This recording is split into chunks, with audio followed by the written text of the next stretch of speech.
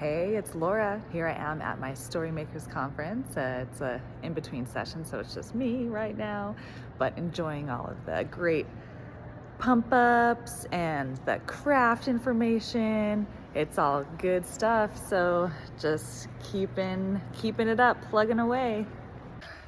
Hey everybody. If I'm looking a little tired today, it's because I am. I attended the Storymakers 2025 conference this weekend, and it was full of so many gems, so much goodness, and they always wipe me out by the end. Just talking to so many people, learning so much information. And this year, my husband, my sweet husband, was so nice to take 2 days off of work so that I could attend this conference and bring our little guy, our infant, over 2 to 3 times each day so that I could breastfeed him. It was so kind.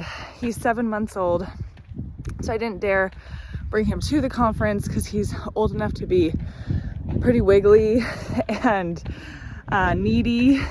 He's not sleeping the majority of the time anymore, and I didn't want to disrupt any speakers or anything. But it was just great. Plus, it helped me to really have time to just focus on what was being said and what I was feeling anyway. So that worked out really great for me, and he did it uncomplainingly, and I just really appreciated him because the conference was so great. It started out with Martine Levitt, who I've never read any of her books, but I'm going to now because she was fantastic, and just talked about really letting that process of creation happen and working with divine power, whatever that looks like. To me, it's God, whatever that looks like to somebody else, and connecting with that to really bring out the best story that you can write. And she was just very subtly funny and witty and delightful. And I loved her as the keynote opening speaker. And I also really enjoyed, sorry, I'm like super out of breath, getting back in shape after having a baby, climbing up this mountain on a Sunday morning post-conference. Woo! I did it, I'm doing it. Which actually leads me, I'll go straight into Brandon Mull's keynote, which was on Saturday during lunch. He talked about how writers have this awesome but hard job of crossing a bridge that they're still creating, climbing a mountain that they are still making. And I love that metaphor because it is true. We're trying to write these stories that can touch people in some way, but they're still developing somewhat, well, lots, I would say, because I'm a pantser in a lot of ways. I don't know, I'm kind of still learning my process, but I historically haven't been a huge planner, outliner person with my writing, my fictional writing. In college, that was a different story. So maybe we'll see, anyway, my process is still evolving, but historically, I'm more of like maybe pantser isn't my favorite word, but a explorer as I write. And so I am definitely climbing the mountain as we go with my writing and with my stories, and I really let the characters take shape as it comes, because my stories are always character driven, and though there is a plot, it's largely centered on the main character and their journey. And so on their character arc, what's happening to them and changing in them as they go and as they experience the conflict in the story, which any story should have those elements. But at any rate, that is the metaphor that he provided in a very more succinct way than me just now, because I wanted to elucidate on that a little more. But Brandon Mull not only had me laughing my face off, he's hilarious, but he had me crying right there in the room of all of these people I don't know how many people attend Storymakers, but it's got to be like 1,000. I mean, I don't know, the whole entire ballroom, Provo Conference Center is filled up, and I don't know, maybe I'm still gonna cry over it, because he was raw and open, and he talked about how important that is in writing, that we are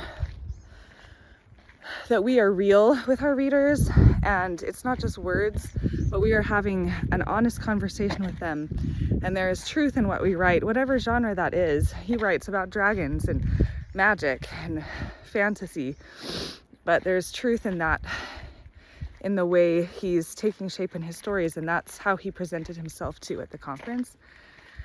And talking about going through divorce years ago, and how that was so hard for him, and just debilitating, and talking about some of his strengths and weaknesses in his career, and like how, for example, he's more of an idea guy. Like, he considers himself, that's a huge strength. He can have any kind of ideas, and he could go into a room with any creative and feel confident that he could brainstorm effectively, but sometimes his grand ideas don't show up on paper as well as he'd like it to be. So he feels like he's working on his craft, which is cool, coming from a 16-time over New York Times bestselling author who's very successful and has a huge readership. And so I think, well, if he can acknowledge that he's working on his craft still, then I'm good. I'm good with my evolution and progress that I'm in as well. Something that I really loved that he said is, he talked about writers being like Rumpelstiltskin, that we are weaving gold from straw, and how we have the ability to bring light into readers' lives and into the world. And he encouraged us as writers to turn to God and consider how we can, and ask him, and then consider how we can bring light into our work. And I loved that so much, and I'm on this writing journey because I do want to bring something into readers' lives, and also because I can't not write. Like, it's in me, and it drives me. Like, the days I'm able to have writing time are my favorite days, and I love my family time too, and exercise time and everything else, but writing time really is like sacred for me. And I'm excited to be able to bring light into my readers' lives and connect with them in meaningful ways. I am so excited about that.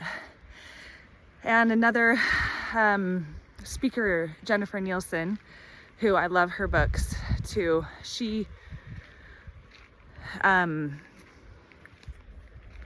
talked about how our characters need to find their why, and she had like this great visual. She's an amazing presenter. She always is very prepared and has these great takeaways.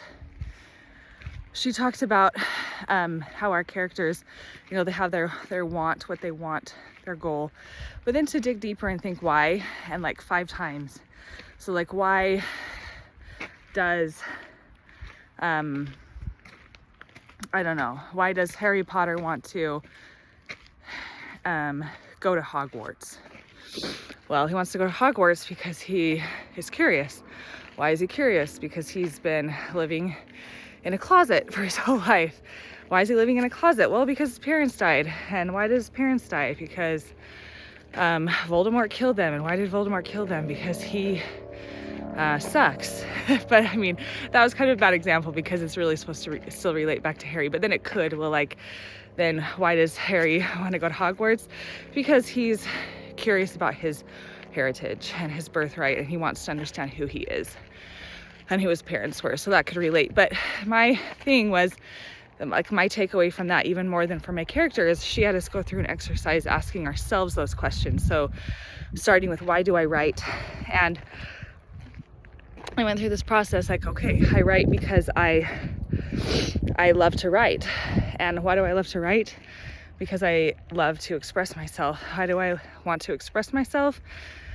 Because I want to be, I want to connect with other people. And why do I want to connect with them? And it's because I love people. And though I know I love people, actually just really struck me in a meaningful way, because I never realized that that's why I wanted to write, is because I love people and I want to connect with them.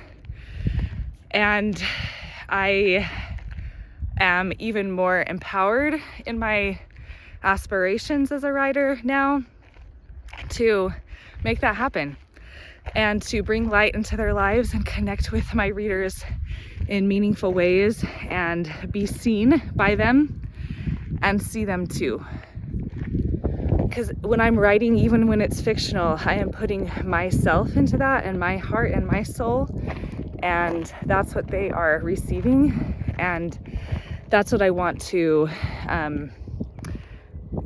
take to whatever they want to give me back from their experiences, and whatever they want to even if I never hear about how my work affected them, but when I do, I think that will be just my greatest joy as a writer. I'm just so excited to think about hearing what readers say and how the stories that I wrote touched them and mattered to them and shaped who they are and what they're going through at the time in a way that was significant to them. So I'm just so happy I got to go to this conference. I almost didn't go because of having a baby and just thought that seemed too hard, but kind of 2 weeks before, or 3 maybe, I said, no, you know what, I want to make this happen however it looks, even if I have to bring my baby in the hallway and just kind of hang out with him at some times. But it just worked out so well that my husband was willing to take him most of the day. So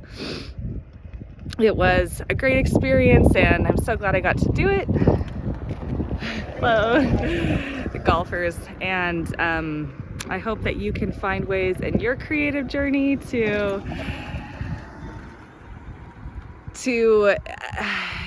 develop professionally and to learn more and to grow and connect with people in your space that care too. Because I'll tell you, being in a room of writers is so wholesome. It's my people, and I've been a little bit antisocial since having my baby. I usually am a very social person, but I attended a new book club and just really didn't feel comfortable there and was not enjoying my time, and thought a book club, I love book clubs.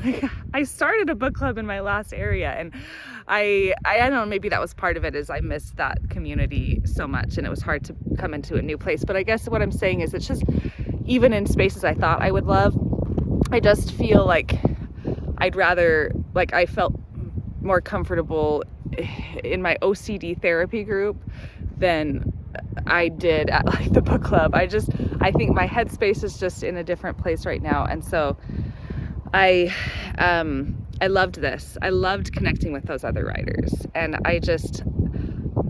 it was fabulous. It was so great.